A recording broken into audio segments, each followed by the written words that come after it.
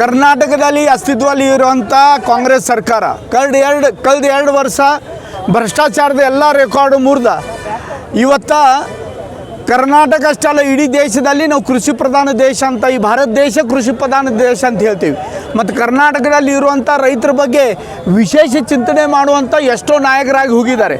ಆದರೆ ಈಗ ಸಿದ್ದರಾಮಯ್ಯ ಅವ್ರ ನೇತೃತ್ವದಲ್ಲಿ ಇರುವಂಥ ಕಾಂಗ್ರೆಸ್ ಸರ್ಕಾರ ರೈತರ ಬಗ್ಗೆ ಚಿಂತನೆ ಅಲ್ಲ, ರೈತರಿಗೆ ಎಷ್ಟು ಅನ್ಯಾಯ ಮಾಡಲಿಕ್ಕೆ ಸಾಧ್ಯ ಇದೆ ಅಷ್ಟು ಅನ್ಯಾಯ ಮಾಡುವಂಥ ಕೆಲಸ ಈ ಸಿದ್ದರಾಮಯ್ಯ ಅವ್ರ ಸರ್ಕಾರ ಮಾಡ್ತಾಯಿದೆ. ವಿಶೇಷವಾಗಿ ಚಲುವರಾಯಸ್ವಾಮಿ ಅವರ ಕೃಷಿ ಮಂತ್ರಿ ಅವರು ಆದ್ರೆ 2 ವರ್ಷದಲ್ಲಿ ಬೆಳಗಾವಿ ಅಷ್ಟೇ ಅಲ್ಲ ಯಾವ ಜಿಲ್ಲೆಗೂ ಬಂದ ರಿವ್ಯೂ ಮೀಟಿಂಗ್ ಮಾಡಬೇಕು, ರೈತರ ಸಮಸ್ಯೆ ತಿಳ್ಕೊಬೇಕಂತ ವಿಚಾರ ಮಾಡಿಲ್ಲ. ಈ ಮನುಷ್ಯ ಬಂದಿಲ್ಲ, ಮೀಟಿಂಗ್ ಅಂತ ಭಾಳ ದೂರಿನ ವಿಷಯ. ಈ ಥರ ನೆಗ್ಲಿಜಿಬಲ್ ಸರ್ಕಾರ ಯಾವುದಿದ್ರೆ ಅದು ಕರ್ನಾಟಕದಲ್ಲಿ ಇರುವಂಥ ಸಿದ್ದರಾಮಯ್ಯ ಸರ್ಕಾರ. ಭಾರತೀಯ ಜನತಾ ಪಾರ್ಟಿ ಸರ್ಕಾರ ಇದ್ದಾಗ ರೈತರ ಪರವಾಗಿ ಏನೇನು ಯೋಜನೆಗಳು ವಿಷಯ ಉದಾಹರಣೆ ಅಂದ್ರೆ ನರೇಂದ್ರ ಮೋದಿಜಿಯವರು 6,000 ರೂಪಾಯಿ ಹಣ ರೈತರ ಅಕೌಂಟ್ದಾಗ ಹಾಕ್ತಾಯಿದ್ರು. ಯಡಿಯೂರಪ್ಪಾಜಿಯವ್ರು 4,000 ಕರ್ನಾಟಕ ಸರ್ಕಾರದಿಂದ ಹಿಂಗೆ 10,000 ಹಣ ಆಗ್ತಿದ್ದು. ಅದರಲ್ಲಿ 4,000 ಬಂದ್ ಮಾಡಿಂದ ಮತ್ತು ರೈತರ ಏನು ನಮ್ಮ ರೈತರ ಹಾಲು ಹಿಂಡ್ತಾರೆ, ಆ ಹಾಲಿಗೆ ಪ್ರೋತ್ಸಾಹನ ಕೊಡ್ತಾಯಿದ್ದು ಅದನ್ನು ನಿಲ್ಲಿಸಿದ್ದಾರೆ.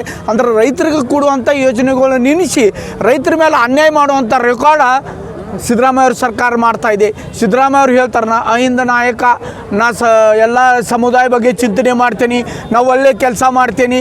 ಸ್ವಲ್ಪ ಕನ್ನಡಿ ಒಳಗೆ ಕೆಲವೊಂದು ಸಲ ರೂಪ ನೋಡೋದು ಕೆಲಸ ಏನು ಮಾಡ್ತಾ ಇದ್ದೇನಂತ ಅದರ ಚಿಂತನೆ ಮಾಡಬೇಕು ಸಿದ್ದರಾಮಯ್ಯ ಅವರು ಅಂತ ನನಗೆ ಅನ್ನಿಸ್ತಾ ಇದೆ.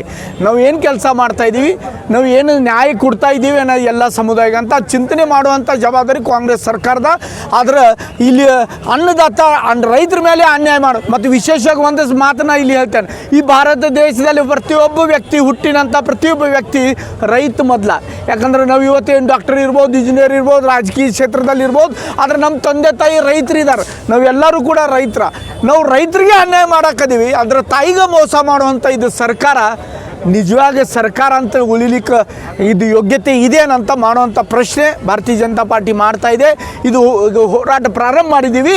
ಇಡೀ ಕರ್ನಾಟಕದಲ್ಲಿ ರೈತ ಮೋರ್ಚಾ ನೇತೃತ್ವದಲ್ಲಿ ನಾವು ಹೋರಾಟ ಇದನ್ನು ಮುಂದೆ ನಡೆಸ್ತೀವಿ. ಎಲ್ಲಿವರೆಗೆ ಸರ್ಕಾರ ಹೋಗೋದಿಲ್ಲ ಅಲ್ಲಿವರೆಗೆ ಇದು ನಮ್ಮದು ಹೋರಾಟ ಉಗ್ರವಾಗಿ ರೂಪ ತಗೊಂಡು ರೈತರಿಗೆ ನ್ಯಾಯ ಕೊಡುವಂಥ ಪ್ರಾಮಾಣಿಕ ಪ್ರಯತ್ನ ಮಾಡ್ತೀವಿ. ರೈತರ ಗೊಬ್ಬರ ಹೆಚ್ಚಿಗೆ ಡಬಲ್ ರೇಟ್ ಹಾಕ್ತಾ ಇದ್ದಾರೆ, ಡಬಲ್ ಗೊಬ್ಬರ ತೊಗೊಳ್ತಾ ಇದ್ದಾರೆ, ಅದು ಒಂದು ಹೊರೆ ಆಗ್ತಿದೆ ರೈತರಿಗೆ.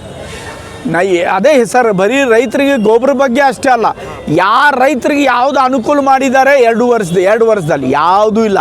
ಅದು ಪಟ್ಟಿ ತೊಗೊಂಡು ಕೂತ್ರೆ ನೀವು ಪಾಪ ಆಸ್ಟ್ರೇಲಿಯಾ ತೋರ್ಸೋಕ್ಕೆ ಸಾಧ್ಯ ಇಲ್ಲ ಮೀಡಿಯಾದವರು. ಅದಕ್ಕೆ ಎಲ್ಲದು ಪಟ್ಟಿ ತೊಗೊಂಡು ಕೊಡ್ರೋಕ್ಕಿಂತ ಒಂದು ಸಾಮಾನ್ಯ ವಿಷಯ ರೈತರ ಮೇಲೆ ಅನ್ಯಾಯ ಮಾಡುವಂಥ ಸರ್ಕಾರ ಕಾಂಗ್ರೆಸ್ ಸರ್ಕಾರ. ನಿನ್ನೆ ಕರ್ನಾಟಕ ಸಂಸದರು ಒಂದು ಶಿಷ್ಟಮಂಡಳ ಕೇಂದ್ರದ ಕೃಷಿ ಮಂತ್ರಿಗೆ ಹೋದ.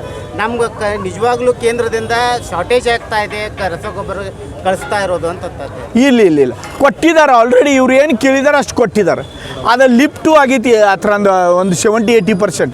ಅದು ನಿಜವಾಗಿ ರೈತರಿಗೆ ಮುಟ್ಟೈತೇನ, ಮತ್ತು 20% ಎಲ್ಲಿ ಹೋಯ್ತು, ಈ ಥರದ್ದು ಚಿಂತನೆ ಮಾಡುವಂಥ ಜವಾಬ್ದಾರಿ ನಮ್ದು ಎಲ್ಲರದು ಇದೆ. ಅದಕ್ಕೆ ನಾವು ಇದು ಹೋರಾಟ ಪ್ರಾರಂಭ ಮಾಡಿದ್ದೀವಿ. ಅವ್ರ ನೇತೃತ್ವದಲ್ಲೇ ಭೇಟಿ ಆಗಿದ್ದಾರೆ ನೋಡ್ರಿ. ಕೇಂದ್ರ ಸರ್ಕಾರದಿಂದ ಮತ್ತೆ ಏನೇನು ಬರಬೇಕಂತ ನಮ್ಮ ಪ್ರಯತ್ನ ಮಾಡೋ ಜವಾಬ್ದಾರಿ ನಾವು BJP ಕಾಂಗ್ರೆಸ್ ಅಂತ ನೋಡೋದಿಲ್ಲ.